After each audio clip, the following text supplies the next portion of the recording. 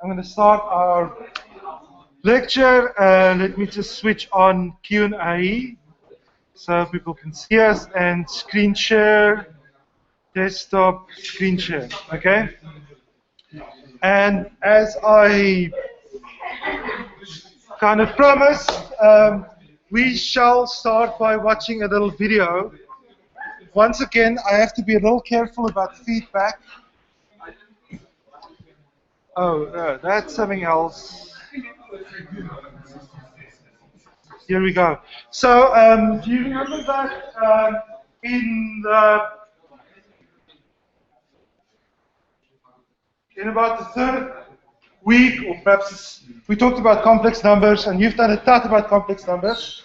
So, what we missed out, and it is in the textbook, but we definitely missed out on doing this in class and talking about it.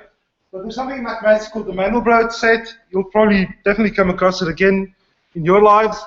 But I think it would be really nice to start with a little video of that. So let's just see if we can do that without causing terrible feedback. Okay, and I played you that Code Monkey video a while ago. Well, it's the same guy. He writes a lot of math stuff, computer stuff.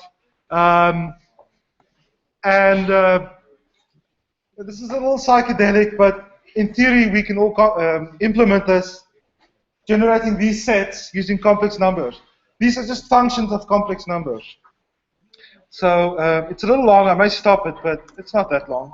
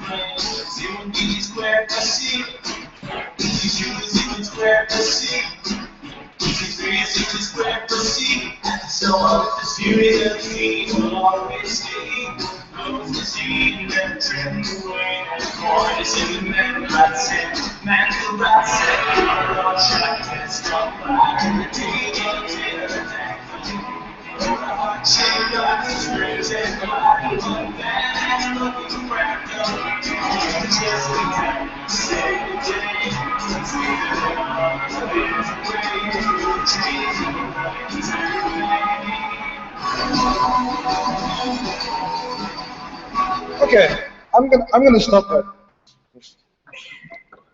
Feedback off, right? I'm gonna stop that because it's not as exciting as I think to watch it in class and to watch it at home. But just a few things. So this is the Mandelbrot set. You can zoom infinitely on any point, and it just keeps on doing the same thing. Just these amazing pictures. And secondly, this is the only pop song I know that uses a formula as one of its main lyrics. As you probably know, C1 equals Z0 squared plus C. And describes the entire procedure for creating a Mandelbrot set. But I'm going to stop that because that's just not doing it for me. So I'll show a more exciting video next time. Listen, there are two important things I have to tell you about. most importantly, during the test on Monday,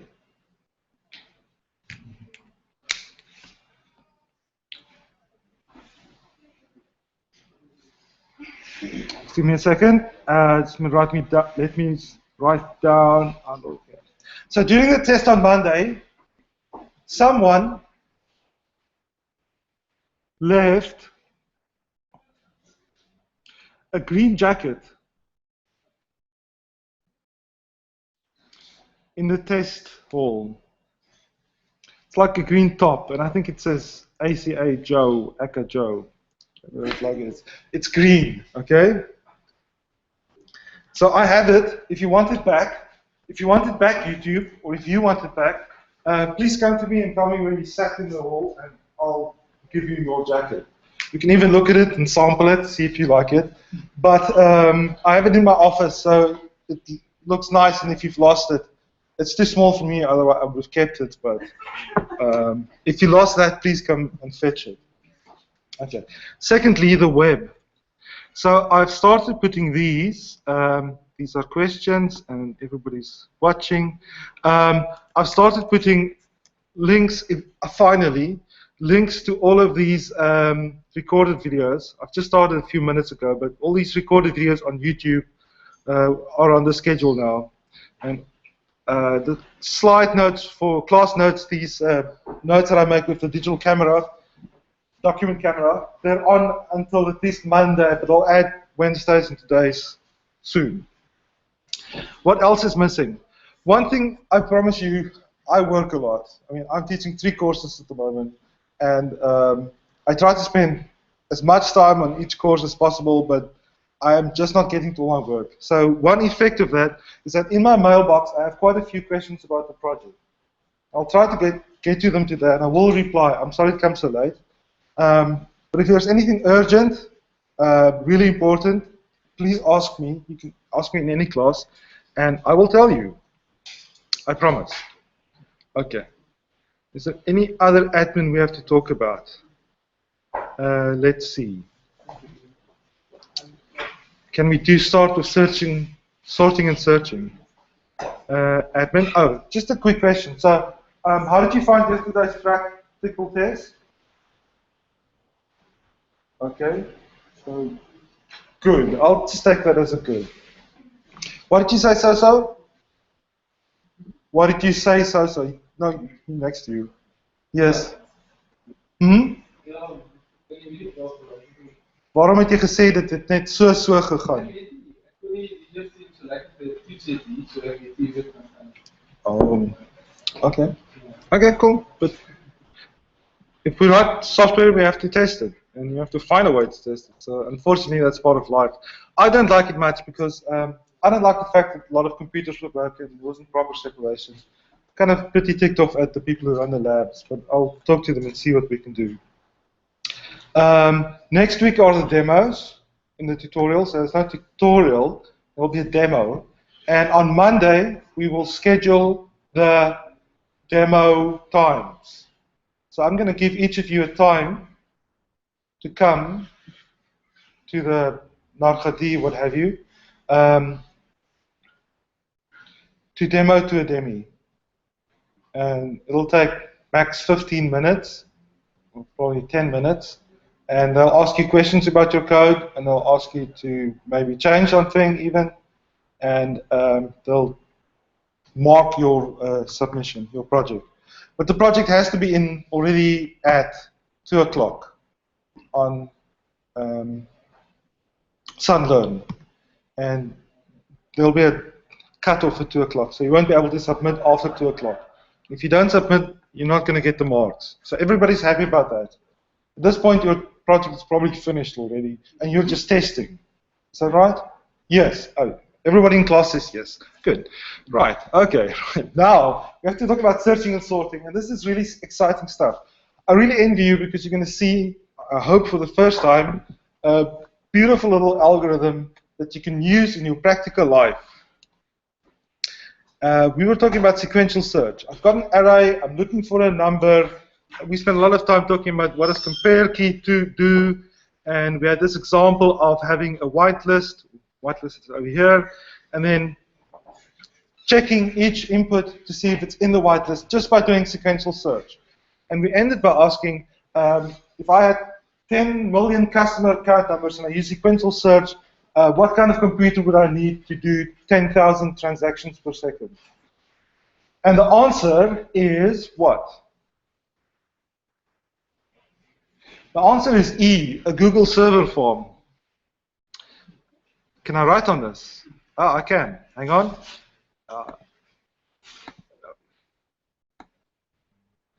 That is what I need if I use sequential search for 10 million customer records.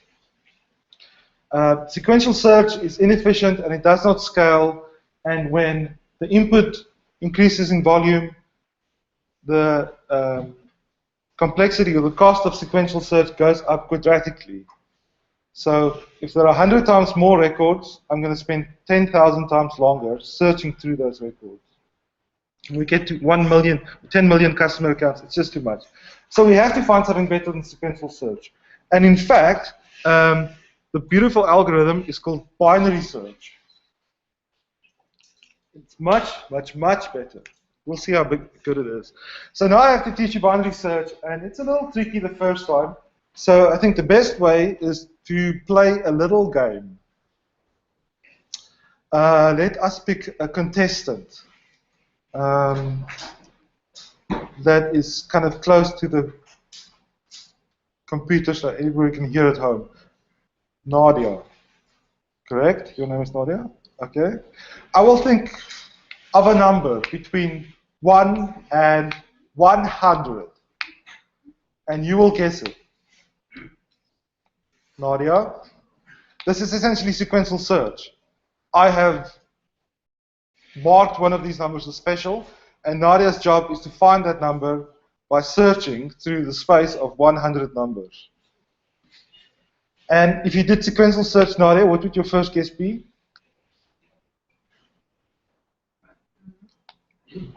1. Okay, too low. Next guess? Too low. Next guess? Okay, too low. Okay, but we're not going to do sequential search.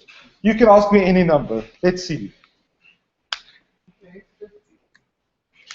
It's too low. That's one guess. Yes, Nadia? Too low. That's 2 guesses. 90. Too low. That's 3 guesses. 99. That's too high. 4 guesses. 93. Too low. 5 guesses. 95. Too low. 6 guesses. 96. Too low. 97. Correct. Okay, right. So how many guesses? 1, 2, 3, 4, 5, 6, 7. 7 guesses. Perhaps we should make this game more difficult by adding a little incentive. Nadia, do you have 100 Rand?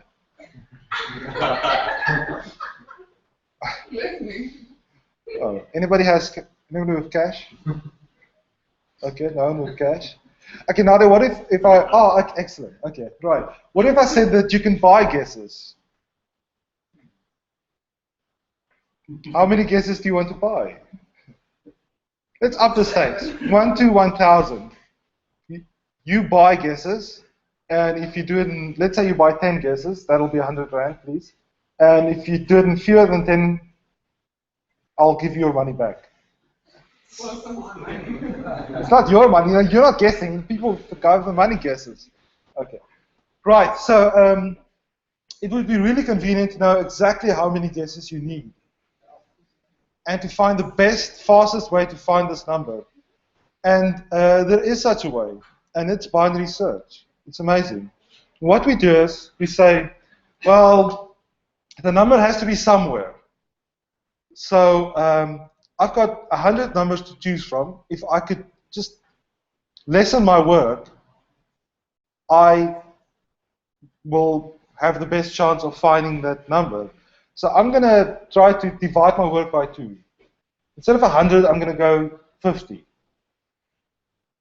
I only want to look for a number in 50, in one of 50 numbers.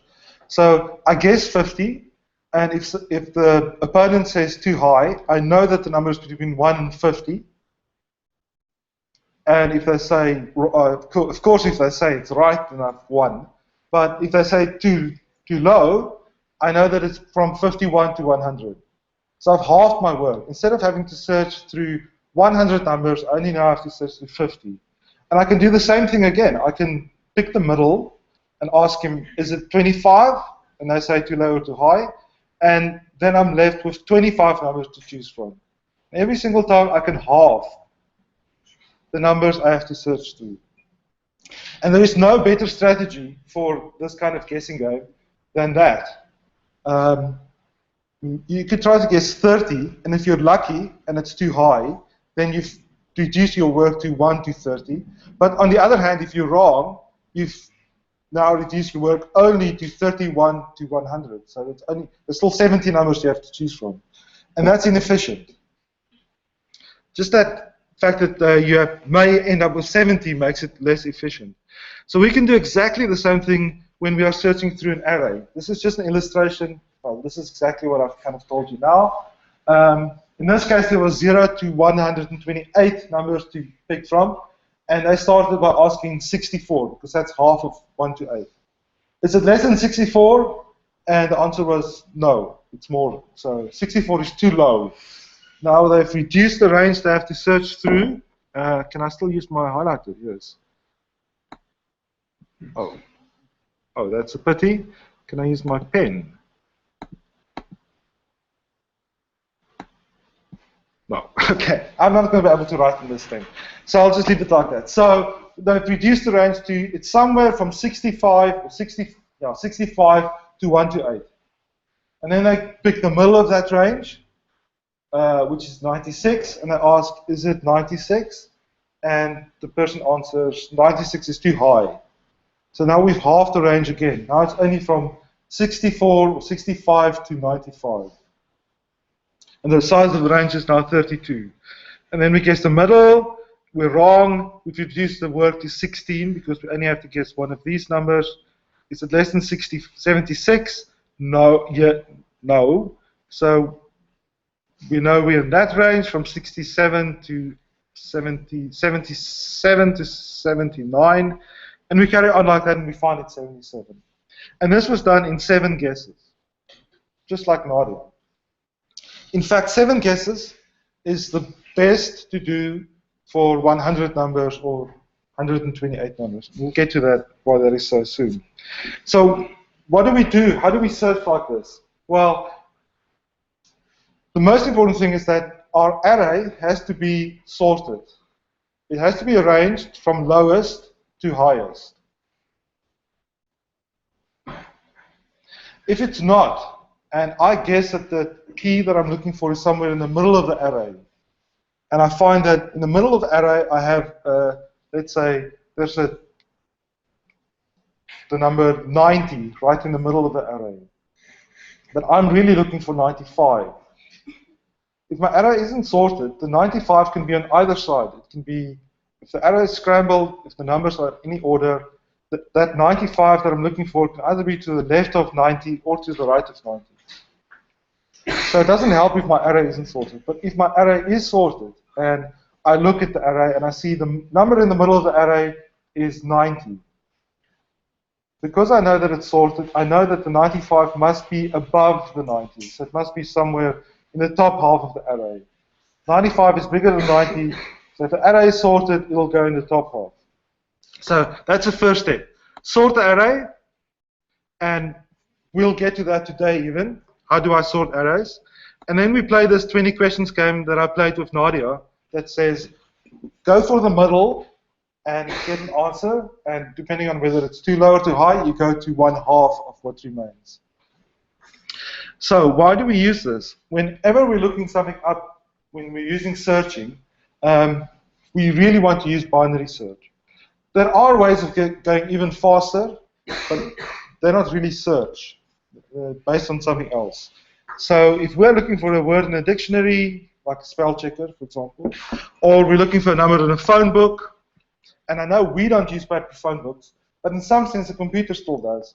If there's a computer application that implements a phone book, it has a long list of names and numbers. And searching through that list means doing some kind of binary search. Or a book index, oh, this is beautiful. Or credit card numbers, yes, yes. Okay, so how does it work? Examine the middle key, and if it matches, we found the number. And otherwise, we are going to search either top or bottom, left or right. Now, there's a little video here, but I'm pretty sure it won't work. No, this link does nothing, I think. Okay, cool. That's fine, because I have a demo somewhere else. This is a Java implementation, but just before we look at that, let's just see if we, let's just have a look at the demo. Okay, now move the demo to your, to the web, teaching, web. So it's on the web, and I can actually take it from the web, but I'll just do it from here. Slides. Cool. Okay. So this is just a few slides to implement, to illustrate binary search, and we really want to implement this. So we kind of have to figure out. Now we have an idea of how to solve the problem, how to do this binary search thing, but we're still a little way away from actually writing the code. In our minds, there's still a bit of a gap, I think, between what we're supposed to do and how exactly we're going to do it. What kind of Java statements are we going to write? So this is trying to fill that gap, and it's a good idea. I mean, if you have an idea of what you want to implement, it's a good idea to play around with one example to get a feel for what kind of Java you need. So the idea here is that we have a key that we are looking for, and a sorted array A. Let's for the moment say it's guaranteed to be sorted, and we have to find the index I in A where that key occurs. So this is our goal, and if we don't find it, we don't find it. So we're going to use two additional variables, one called low, which I can't point to the screen, of course, sorry. One called low, which will point to the first possible position of our key, and one called high, which will point to the very last possible place our key could be. And low and high defines the search area we have at the moment. And at any time, this is going to be true. If the key is in the array, and even if it isn't, it'll be more than or equal to low, or the element at index low, and it'll be less than or equal to the element at index high.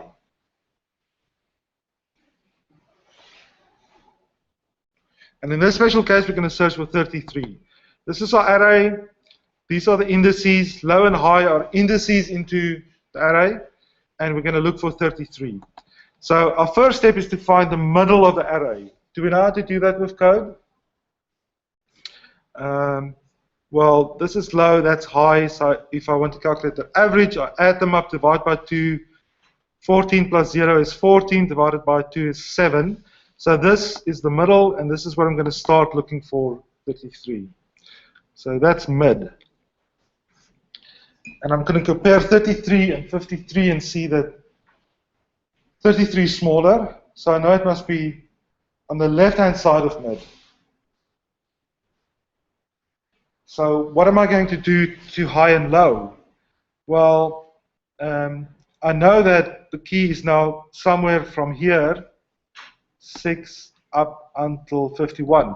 So I can move high down to 6. Or perhaps to 7, depending on how this is implemented. But 6 is the best option, because I know that it lies from index 0 to index 6. So we do that. And those shaded parts of elements or slots in the array on the right, they're not in play anymore. I've eliminated them. And then we repeat this. We are going to look at the middle, so that's 0 plus 6 is 6, divided by 2 is 3. So I'm going to look at this element in the middle, and I'm going to ask, is 33 less than or smaller than 25? And it's going to be more than. So now I can do the same thing I did before. I'm going to move low up to position 4, because I know it's not 25 or lower. And I've halved my work again. I'm going to keep on doing this, and now high and low is the same thing, so that means that if the key is in the array, it has to be at position 4, at index 4. I have to check that it is, because it's not guaranteed. Okay. Okay, I found it. Everybody's happy? Excellent. Now, let's see if I can get back to this slide. Right, so here is the code in Java, and it kind of does exactly what we said. So we are searching for string key in array A, which we know is sorted, and it's between low or at low, and it's the key we are looking for is less than equal to the array element position high, and it's more than equal than the element at position low. And those are parameters. And when I called the function the first time, I sent over some initial parameters, which is the whole array. So when I call it here, initially the whole array is in play. So let's see what this code does. If high is less than or equal to low, Simone, I'm going to return -1. Why? Simone? Simone, why? Sorry? Why? Why what? Why what I asked? Are you asking why they're returning -1? Yes. I think it's for a check.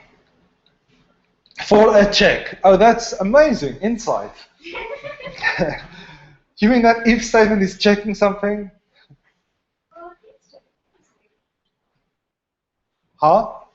No, it means the key's not there. Why? Because it's out of the range. It's like, I don't understand. Say again? I honestly don't know. Yes. I don't mind if you come to class and sleep, but don't speak, because really I can hear everything you say. And it's embarrassing to hear about what happened to you at the clinic. I don't want to hear that stuff. Okay. I mean, I'm a little deaf, but my ears are also very sensitive. It's a puzzle. Right, okay. So as Simone was saying, if high is less than equal to low, that means that our range is empty. So now I must tell you a little secret, and that's this code is written differently than the code we saw before. Or did I just make a terrible mistake, Simone? No. So here it said the key is in between those two elements, the element at high and the element at low. But it could still be exactly the element at high. I mean, key could still be equal to A of high. So that was a kind of, it's called an invariant that we maintain for this code. It means no matter what we do, it'll stay true. It doesn't vary. It's invariant during the execution of our little algorithm. So it could still be at high. And so if low is equal to high, it means that there's one element in the array, like this one, 33, that could be our key. But this Java code has a different invariant. Let me use technology. There we go. Oh, no, technology doesn't want to be used like that. Okay, right. So it has a different invariant. Its invariant is that the key can be at low and up to the element before high. So it'll never be at A of high.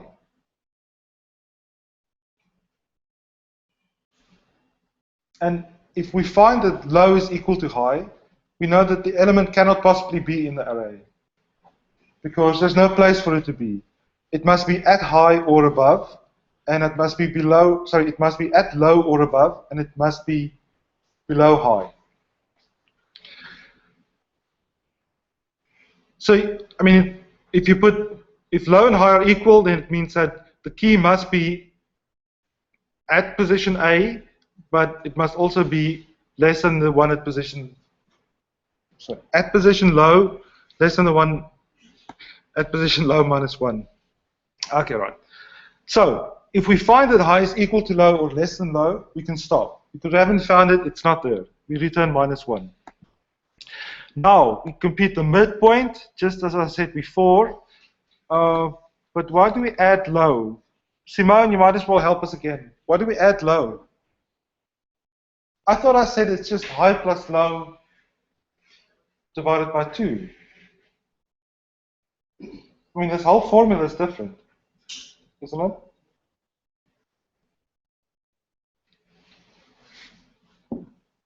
Simone, don't ask Brian or whatever his name is. He's telling me that low can move, and I'm asking him why. Low can move. But that's not the question at all. I mean, the question is, why is this formula different? I thought I said you calculate the average, so low plus high divided by 2. We can't just look at code. I mean, it's no use just looking at code and seeing, oh, someone has written it, I'm just going to be happy. We have to understand why people have written something. When you study code, when you look at other people's code, and perhaps you already have, but you'll definitely do it at some point during your computer science courses. You are going to see code, and it's going to confuse you, and you have to develop that skill of figuring out what these people meant. Simone, Sorry? what's high minus low? I think they're getting to the midpoint. Because high minus low should be the range. And then if you half that, you get half the range. But the range is low to high. I mean, what is high minus low? I think it's the range. I think I'm wrong. It's your expression. So you're just repeating what you said before. It's the range, okay. So let's just go back here. Now here, high minus low is 6 minus 4, which is 2. What does 2 mean, Simone? It means you have to add 2 to the low to get to the midpoint of the range. No, it doesn't actually mean, that's not what it means. So this is tricky because here they're using high as the last possible position, but we are using high as the last possible position plus 1. So in our case, our high minus low would have been, for this scenario, would have been 3. So high minus low is simply the number of elements we still have to search through. And if we divide that by 2, that's the halfway. And we add low, so that's, if we divide by 2, we get half the elements. And we add that to low, so we get the index of the mid element in the range. No, you said high minus low is the range. That's not right. High minus low is the number of elements we still have to search through. It's range, yes. It's not the range. I mean, the range can be 4 to 6. Is 2 equal to 4 to 6?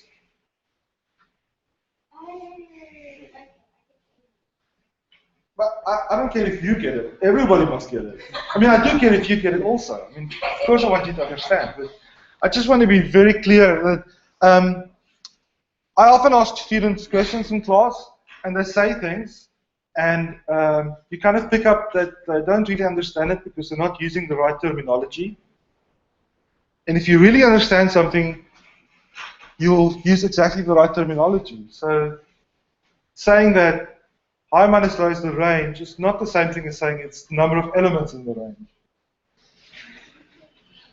You understand? You understand what I'm saying? Yes. Okay, good. I'm sorry, I'm picking on you. I'll start picking on Josh. Okay, right. Now, okay, we're making slow progress, but we're getting there. Mid is now our middle index. We do a comparison. We say A.mid. Oh, this is getting irritating. I just need to switch off this highlighter.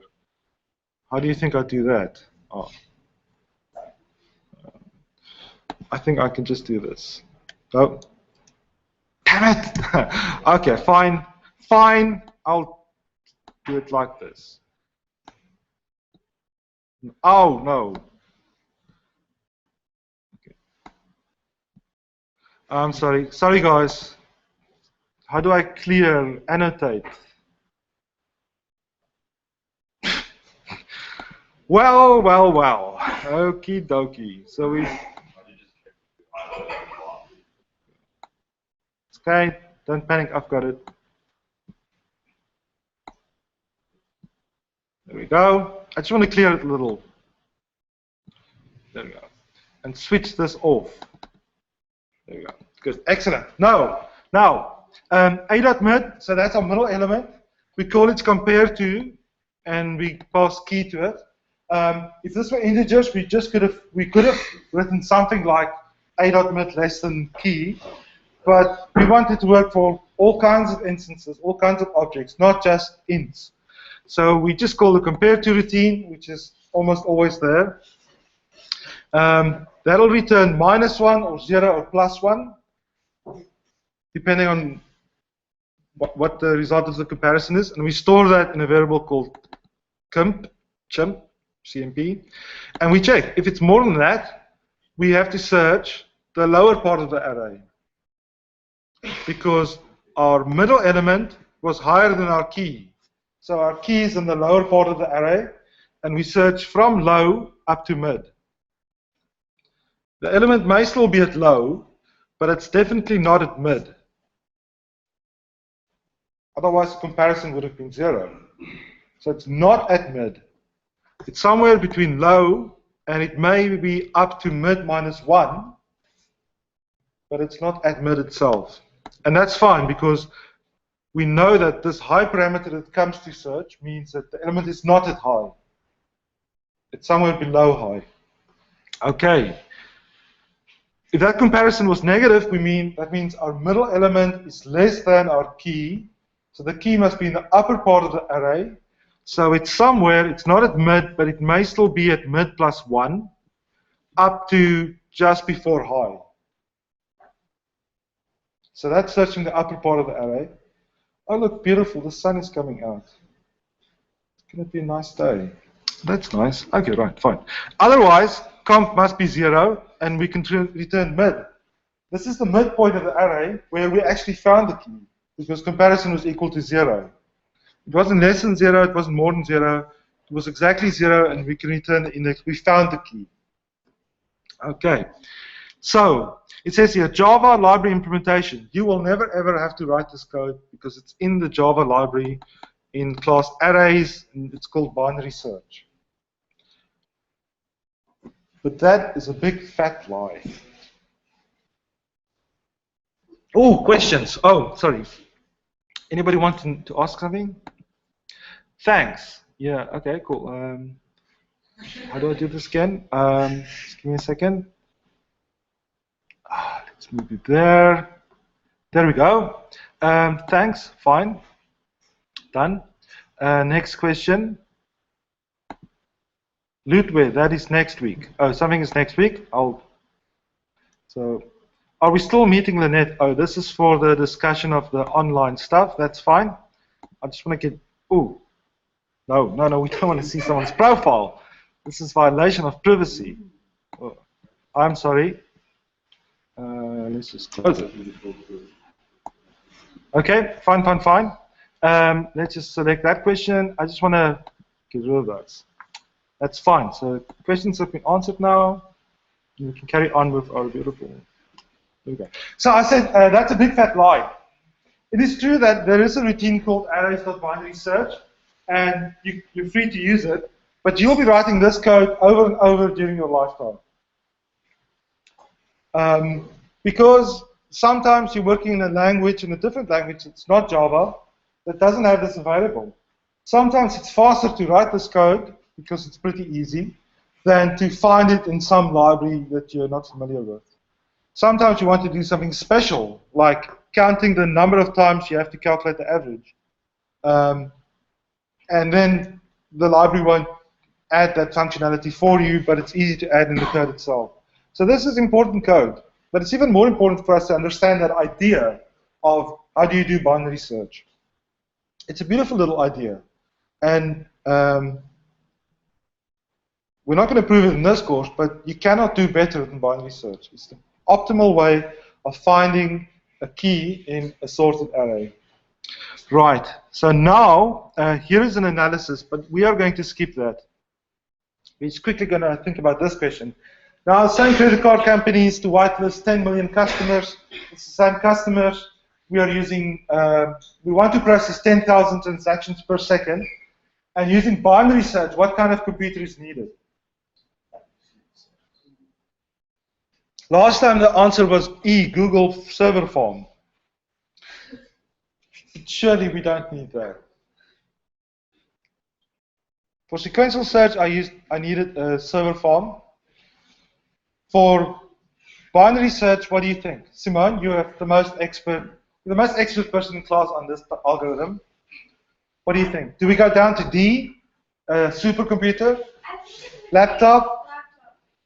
Well, I also think it might be a toaster because a toaster has to check the temperature and then find. Oh, Simone. Oh no, you are studying political science, aren't you? This is just like a filler subject for you. You're really into socio-economic stuff. Let's quickly digress. We have a lot of fun. How does the toaster work inside, Simone? It has a power supply and some kind of element that heats up. And how's this all controlled? This is not the world's nicest toaster. There's a thermostat type of thing. A thermostat measures temperature. Who reads it? I don't know. Something that tells Aren't you studying physics? You study physics? Yes. Oh, so you know all about this. No, not toasters. You haven't done the toasters chapter in the physics textbook yet? Are you also doing applied math? I'm not sure. No, I don't think applied math does this, but physics definitely do. Have you studied electronics, circuits, resistors, capacitors, and what's the thing called that looks like this? I don't know how to draw it, but looks like that.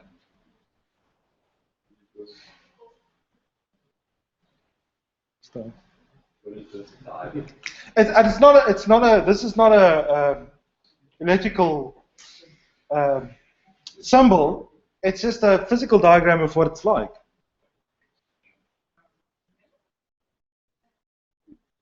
Have you heard of something called a rheostat? What does a rheostat do?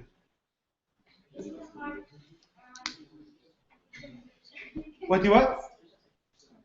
You can what? You can stir. You can adjust it so that You can adjust it, yes? it adjusts the current. The current? Yeah. No. No, it's not. It's not. So rheostat is a beautiful little piece of electronics where there's a little piece of metal that when it heats up starts bending. And if the temperature reaches a certain point, it'll bend so much it'll actually close the circuit. And that can switch off the oven or the toaster or what have you. And I'm not entirely sure of this, but I'm pretty sure this is how most toasters and ovens still work. Am I incorrect? Am I making a mistake? You're double checking me. On Wikipedia, what does it say?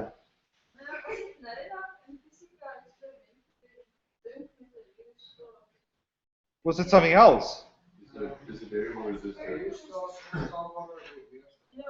Okay, maybe I'm making a big mistake in telling you stuff that's not true. It's called a bimetallic switch. I used to call it a real.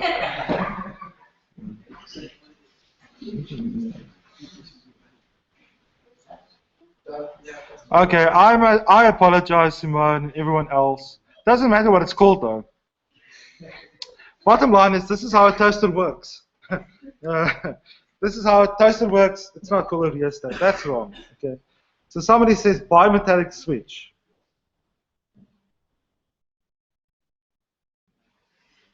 I'm pretty sure we called it something else, like rheostat. Never mind. That was millions of years ago.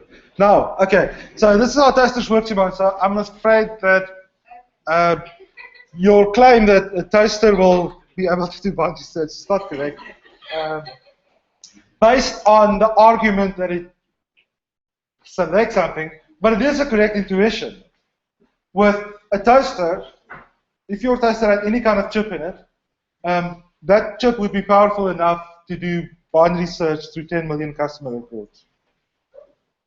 Definitely your microwave is capable of doing it. It's in my microwave.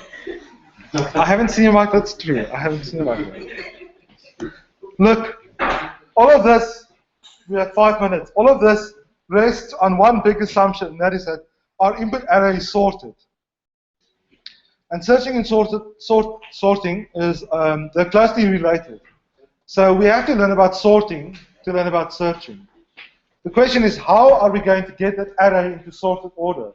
Because it's fine if you're reading a dictionary, that's probably sorted. That's fine if the input file is a telephone book, because that may be sorted. But what if it's some set of records that you have to sort yourself? How are you going to do that?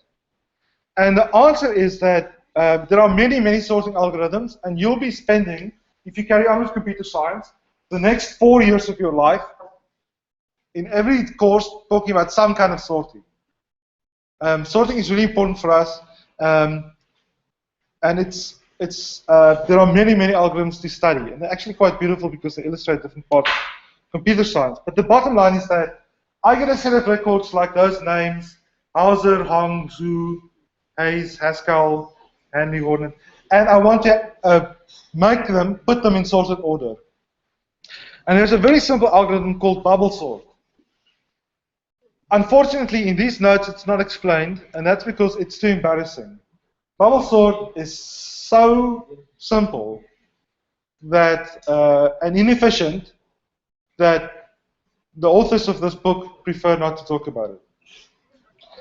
However, if you ever encounter an engineer, that is probably their favorite sorting algorithm.